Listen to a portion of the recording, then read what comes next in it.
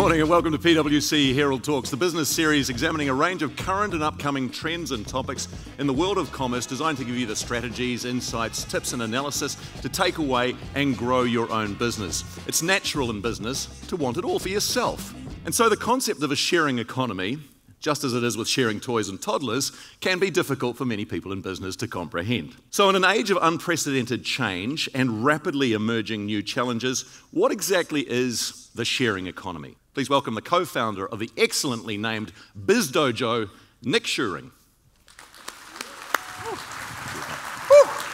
So you want something, they have something, you share it. I mean, pretty straightforward, right? And there's a lot of things that leap to mind around what the sharing economy is. You instantly think kind of Uber and Airbnb and all these kind of things.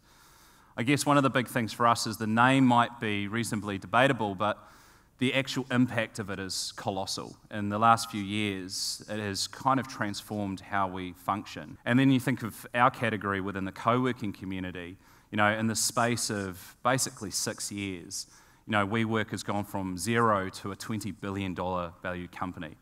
We're a little bit behind that as Biz Dojo, but we're trying to chase them. We're like the little engine that could. We'll keep trying. But it's incredible, isn't it? To go from a standing start to a $20 billion valuation, all around just the idea of sharing an environment is amazing.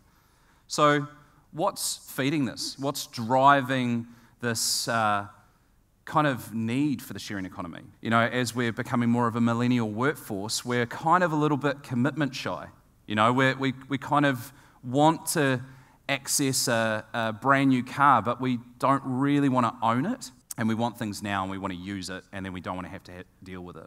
There is huge opportunities in this sector, and it's evolving and growing every day. It's still very new, and what we talk about the sharing economy today might be very different to what it is later on. But I guess the big one for us is it needs to be, at the moment, it's always about economics, right? It's always about, I've got a physical asset and I want to rent it. We feel that that's far too narrow. You need to be thinking bigger than that. If it's just about how do I rent out my chair, or how do I rent out my car, or how do I rent out whatever, that's kind of a short road to anything. And you can kind of see that. If you just look at Airbnb, the evolution of their business has gone from just to try and find a place to stay, to if you jump on their website right now, what you see is experiences. Experience life through the eyes of that person. They're trying to sell on that human-to-human connection piece. So we think that you need to go deeper than just the economic impact. It has to be economic benefit plus human benefit. You have to meld those two things together. You have to bring them together to actually truly do something incredible. Sharing economy isn't limited to the corporates and the multinationals. You can be affected as a corporate and a multinational by a scrappy little startup who decides, we're going to make your customers have a better experience, and we want to make sure that they can access stuff they want faster and easier. Also, I grew up in a time when your parents told you, especially in Germany, don't trust a stranger. Well, you guys were probably told don't trust a German, but that's a different story altogether. First of all, don't trust a stranger, and we're pretty sort of self-centered in what we were doing. So suddenly we get told, there's a stranger coming along, just give him your car keys and he'll give you $6 and off he goes. That's a very, very different approach and mindset to what I grew up in. The next generation will be a lot easier with that, because these days you tend to share everything from what you eat at the moment to how you feel. So the next step of sharing your assets is actually not that far.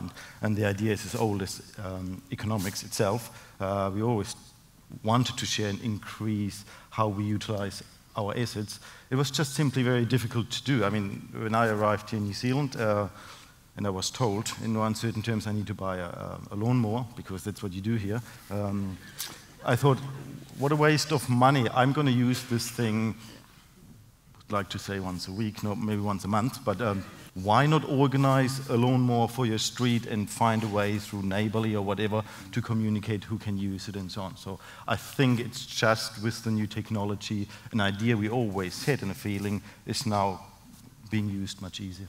I mean, I think the realization, if you don't need a power drill, you need a hole in the wall. Just that focus shift is tremendous, and I think that's a real opportunity for businesses to now move from just the production and the manufacturing, but to also servicing or insurance in terms of, when you're lending micro-insurance, when you're lending your product, or even in the education, how do you optimally use your power drill? So there's lots of different aspects of an opportunity for businesses to rethink and actually diversify. And here's an amazing opportunity to connect with your customers and stakeholders. It's an important observation that a lot of large companies are actually forming defensive positions because they realize that the asset ownership model is changing. So Daimler Finance, Daimler, which owns Mercedes-Benz, and Daimler, recently bought the world's largest leasing company, Athlon, for $13 billion. And basically the line of logic for that is basically Uber and a lot of these car-sharing services are pushing forward autonomous vehicles, and Tesla's really rocking the boat. Ford has made, they've announced that in 5 years they'll have a fully autonomous vehicle. So if you have full autonomy and no one needs to own a car, then who's going to be your customer, right? And the defensive position is basically, well, everyone's just going to lease the vehicles.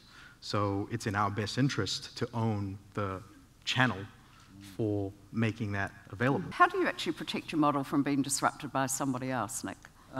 Well, I guess, when we first started to look at that, we hired an amazing graduate from Victoria University as a business analyst, and we said, we've noticed this observation within our own company.